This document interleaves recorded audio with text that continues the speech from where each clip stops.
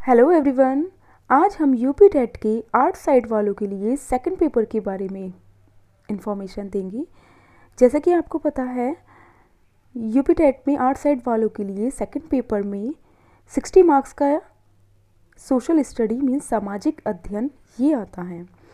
और ये जो सिलेबस होता है ये ज़्यादातर जो यूपी गवर्नमेंट द्वारा चलाई जाती हैं सरकारी स्कूलों में किताबें लगी होती हैं, SCERT बुक्स भी जिसे बोलते हैं, उन्हीं के अकॉर्डिंग ये 6 to 8 तक की बुक्स, जैसे कि हिस्ट्री की बुक होती है हमारा इतिहास और नागरिक जीवन, ये इनमें से इनके पॉइंट में से आ जाता है। काफ़ी सारे टॉपिक में से क्लास 7 की होती है। इनका जितना भी कंटेंट होता है वो सारा कंटेंट उठकर यूपी टेट की सोशल स्टडी में आ जाता है। ये सारी बुक, जैसे ज्योग्राफी है, ज्योग्राफी पोर्शन भी है यूपी टेट में, SST का पोर्शन है ज्योग्राफी भी, तो इसी में ये सब आ जाएगा।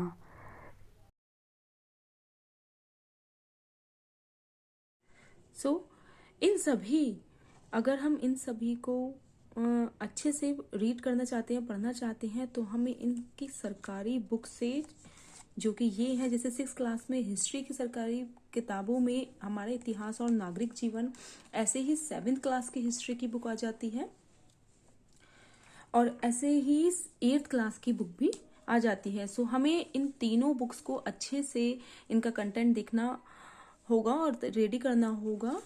जो ये कंटेंट आपका बिल्कुल जो यूपी टेट का सेकंड पेपर का सिलेबस है SST का, उससे मैच होता है। जैसे कि सबसे फर्स्ट ही आपका देखिए, इतिहास जानने के स्रोत, पाषाणकालीन संस्कृति, ताम्र पाषाणिक संस्कृति, ये मैंने आपको प्रीवियस वीडियो में अच्छे से डिस्कस किया है। ये सभी चीज़ मुगल साम्राज्य, यूरोपीय शक्ति का भारत में आगमन, भारत में नव जागरण, स्वाधीनता आंदोलन, इस्लाम का आगमन, मौर्य साम्राज्य, प्रारंभिक राज्य, 6ठी शताब्दी, तो उसी के अकॉर्डिंग देखिए इसका अगर कंटेंट देखते हैं हम इन बुक्स में क्या लगा हुआ है। जब सबसे पहले चैप्टर में देखिए ये रहा इतिहास जानने के साधन। इतिहास जानने के साधन में ही पुरातात्विक स्रोत, साहित्यिक स्रोत और विदेशी यात्रियों के विवरण, जो कि आपके फर्स्ट पॉइंट में ही क्लियर हो जाते हैं, इतिहास जानने के स्रोत। सेकंड देखिए आप, मानव की उत्पत्ति से लेकर धातु युग तक की विकास यात्रा, जिसमें आपका पाषाणकालीन मानव का जनजीवन, धातु युग और ताम्रकांस्य युग, जो कि आपका ये पॉइंट में आपका क्लियर हो जाएगा। पाषाणकालीन संस्कृति, ताम्र पाषाणिक संस्कृति, वैदिक संस्कृति। इसके बाद आपका जो ये थर्ड पॉइंट है, 6ठी शताब्दी ईसा पूर्व का भारत, इसमें आपका नदी घाटी की सभ्यताएं ही आती हैं। जैसे कि नदी घाटी की सभ्यताओं के विकास का कारण सिंधु घाटी की सभ्यता, ये बहुत इंपॉर्टेंट पॉइंट है सिंधु घाटी की सभ्यता। प्रत्येक एग्जाम में एक दो क्वेश्चन जरूर पूछे जाते हैं इससे। भौगोलिक स्थिति, नगरीय सभ्यता, जल निकासी व्यवस्था, स्नानागार, बर्तन एवं मोहरों का प्रयोग, लिपि, धार्मिक जीवन, सभ्यता का पतन, मेसोपोटामिया, मिस्र, कीट एवं चीन सभ्यता का संक्षिप्त परिचय। इसके बाद ही आपका जो इसके बाद पॉइंट है आपका, according to the official syllabus, Bharat के प्रारंभिक राज्य। भारत के प्रारंभिक राज्यों में आपका 5th पॉइंट, अगर आप इसको एनालाइज करते हैं 5th पॉइंट को, तो फिफ्थ पॉइंट के अकॉर्डिंग देखिए, 5th पॉइंट में आपका भारत के प्रारंभिक राज्य, 16 महाजनपदों का उल्लेख, मगध साम्राज्य एवं सिकंदर का आक्रमण। इसके बाद आपका इसी पॉइंट में आ जाता है, जो कि सिलेबस के अकॉर्डिंग है, आपका भारत में मौर्य साम्राज्य की स्थापना, मौर्यंतरकालीन भारत, गुप्त काल, राजपूत काल, भारत, पुष्य वंश, दक्षिण भारत के।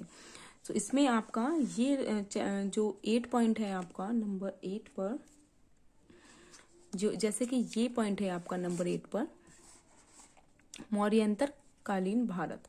मौर्यंतरकालीन भारत एवं विदेशियों से संपर्क, गुप्त काल, प्रमुख शासक एवं उनकी उपलब्धियां, समुद्रगुप्त, चंद्रगुप्त द्वितीय, कुमारगुप्त, स्कंदगुप्त, फाहयान की यात्रा।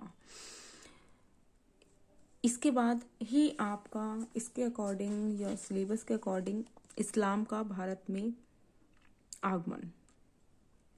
इस्लाम का भारत में आगमन, अगर आपको ये वाला पॉइंट देखना है, इस्लाम का भारत में आगमन,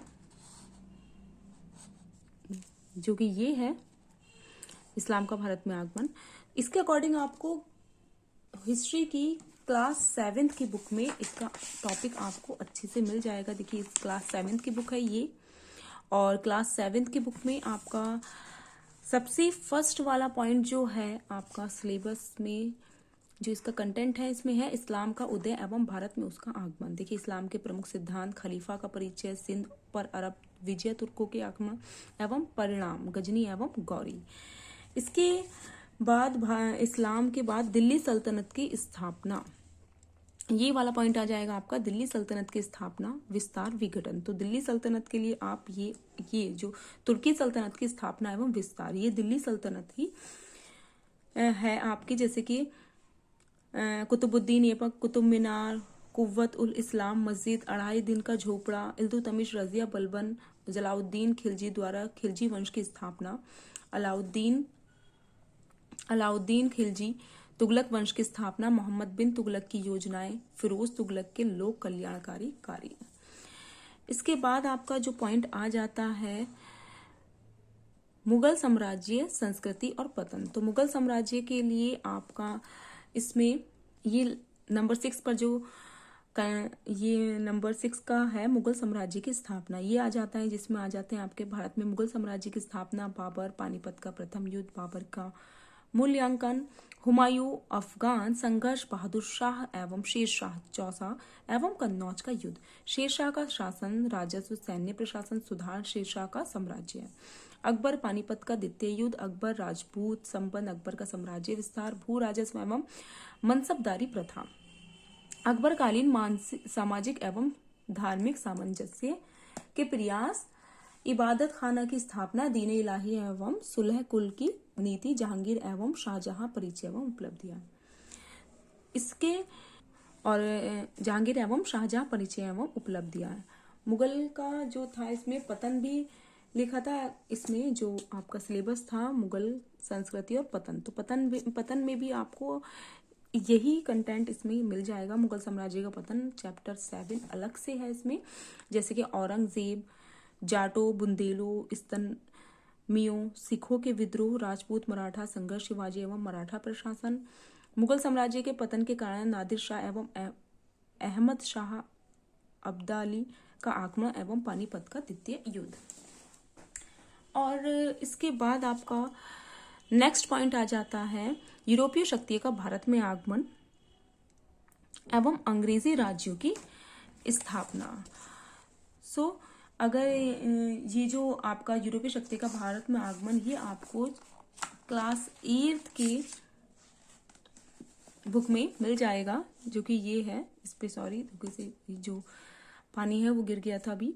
भारतीय शक्तियों का ये रहा, यूरोपीय शक्ति का भारत में आगमन एवं अंग्रेजी शासन की स्थापना। इसमें आपका ये पॉइंट इससे ही आ जाता है, जैसे कि व्यापारिक मार्ग, समुद्री मार्ग की खोज, कुतुबनुमा, भारत में यूरोपीय व्यापार एवं व्यापारिक प्रतिद्वंदिता, भारत में विदेशी कंपनियों का प्रवेश, भारत में विदेशी कंपनियों का सैन्य प्रभुत्व, प्लासी एवं बक्सर का युद्ध, इलाहाबाद की संधि। इसके बाद आपका आ जाता है भारत में कंपनी राज्य का विस्तार। सो भारत में कंपनी राज्य का विस्तार, ये आपका सेकंड पॉइंट है। दक्षिण भारत में यूरोपीय शक्तियों का प्रवेश, मैसूर एवं मराठा विजयों का उल्लेख, वेरेजली की सहायक नीति, डलहौजी की विलय नीति, अंग्रेजों का अवध, बनारस, रुहेलखंड पर अधिकार एवं पिंडारियों से युद्ध। संक्षेप में नेपाल, बर्मा, म्यांमार, अफगान, सिखों, सिंध से युद्ध, उल्लेख मात्र एवं अंग्रेजों की सफलता के कारण। ये आपका जितने भी आपके पॉइंट्स हैं आपको रेडी करने होंगे इसके अकॉर्डिंग। नेक्स्ट पॉइंट है आपका भारत में नव जागरण, भारत में राष्ट्रवाद का उदय। सो भारत में नव जागरण और भारत में राष्ट्रवाद का उदय आपको ये नंबर 6 पॉइंट पर मिल जाएगा। भारत में नव जागरण, ये रहा। भारत में नव जागरण में आपके पॉइंट आ जाते हैं धार्मिक एवं सामाजिक सुधार आंदोलन, ब्रह्म समाज, आर्य समाज एवं रामकृष्ण मिशन, महिलाओं के लिए नए कानून, राजा राम मोहन राय, दयानंद सरस्वती, महादेव गोविंद रनाडे, रामकृष्ण परमहंस एवं विवेकानंद के कार्य, मुस्लिम पारसी एवं दलित सुधार आंदोलन, सर सैयद अहमद खान, दादा भाई नौरोजी, ज्योतिबा फूले, सवित्री फूले, महिलाओं को योगदान, एनी बेसेंट और रमाबाई आदि। और भारत में राष्ट्रवाद का उदय के लिए भी इसमें पॉइंट है नंबर 7 चैप्टर में जो है आपका राष्ट्रीय भावना के विकास के कारण राजनीतिक, प्रशासनिक एकता, परिवहन, डाक तथा संचार व्यवस्था का प्रभाव, नवीन बुद्धिजीवी वर्ग, आंग्ल भाषा का प्रभाव, अंग्रेजी की भेदभावपूर्ण नीति एवं आर्थिक शोषण, भारतीय राष्ट्रीय कांग्रेस की स्थापना एवं प्रारंभिक चरण, नरम एवं गरम दल, बंग भंग आंदोलन एवं विदेशी आंदोलन। और ये है आपका 1919 का एक्ट, गदर पार्टी, होम रूल आंदोलन। ये सब आपका राष्ट्रवाद के उदय के अंतर्गत आ जाते हैं। एंड इसके बाद आपका जो इसमें पॉइंट आता है according to the SST syllabus, और जो हिस्ट्री हम देख रहे हैं, स्वाधीनता आंदोलन, स्वतंत्रता प्राप्ति, भारत विभाजन। तो देखिए आपका नंबर 8 पॉइंट यही है, स्वाधीनता आंदोलन, स्वतंत्रता प्राप्ति एवं विभाजन। इसमें ये सब पॉइंट आपको रेडी करने पड़ेंगे कैबिनेट मिशन तक, ठीक है। ये सब स्वाधीनता आंदोलन, स्वतंत्रता प्राप्ति एवं विभाजन में आपका देखिए काफी हद तक, और काफी हद तक क्या सारा ही इसमें मैच हो जाता है। एंड द लास्ट पॉइंट है आपका स्वतंत्र भारत की चुनौतियां, स्वतंत्र भारत की चुनौतियां। तो स्वतंत्र भारत की चुनौतियां का जो ये पॉइंट है, सबसे लास्ट पॉइंट आपका इसमें यही है, स्वतंत्र भारत की चुनौतियां एवं विकास, जैसे कि भारत के विभाजन से उत्पन्न समस्याएं, देशी रियासतों का एकीकरण, जूनागढ़, हैदराबाद, जम्मू कश्मीर का उल्लेख, एंड 1947 और 48 में भारत पाक संघर्ष, भारत और पाकिस्तान का जब संघर्ष हुआ था 1947-1948 को, विदेशी उपनिवेशों का विलीनीकरण, आर्थिक निर्माण के प्रयास, पंचवर्षीय योजनाओं का उल्लेख, कृषि उद्योग का विकास और पंचवर्षीय योजनाओं का प्रारंभ। ये आपका देखिए आपका इधर जो सिलेबस है हिस्ट्री का ये कंप्लीट हो जाता है, और उसी के अकॉर्डिंग हमने आपको हिस्ट्री की बुक्स में class 6th, 7th and 8th, class 6, 7th, 8th का हमने तीनों का सिलेबस देखा है, जो कि पूरी तरह एसएसटी के हिस्ट्री वाले पोर्शन से मैच करता है। सो आई थिंक आपको समझ आ गया होगा। ऐसे ही आपका पूरे ज्योग्राफी का सिलेबस भी काफ़ी हद तक मैच करता है। इस पर हम अलग से वीडियो बनाएंगे जिसमें आपको ज्योग्राफी के कंटेंट हम मैच करेंगे कि कितना हद तक वो मिल जाता है इन बुक से, जो इन किताबों से जो सिलेबस है ऑफिशियली वो कितना हद तक मैच होता है। So bye bye, have a nice day.